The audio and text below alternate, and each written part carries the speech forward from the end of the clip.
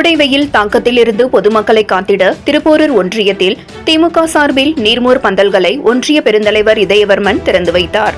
தமிழகத்தில் கோடை வெயில் இயல்பை விட நாளுக்கு நாள் அதிகரித்து வரும் நிலையில் வெயிலின் தாக்கத்திலிருந்து பொதுமக்களை காத்திடவும் பொதுமக்களின் தாகம் தீர்த்திடவும் தமிழகம் முழுவதும் நீர்மோர் பந்தல் அமைத்திட தமிழக முதலமைச்சர் மு.க.ஸ்டாலின் அறிவுறுத்தியிருந்தார்.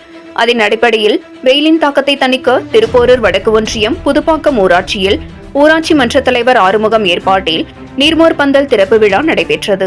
இதில் சிறப்பு அழைப்பாளராக திருப்போரூர் ஒன்றிய பெருந்தலைவர் இதயவர்மன் கலந்து கொண்டு ரிப்பன் வெட்டி நீர்மோர் பந்தலை திறந்து வைத்து பொதுமக்களுக்கும் பாதசாரிகளுக்கும் இளநீர், தர்பூசணி, வெள்ளரிக்காய், மோர், பனநுங்கு உள்ளிட்ட உடலுக்கு குளிர்ச்சி தரும் பொருட்களை வழங்கினார்.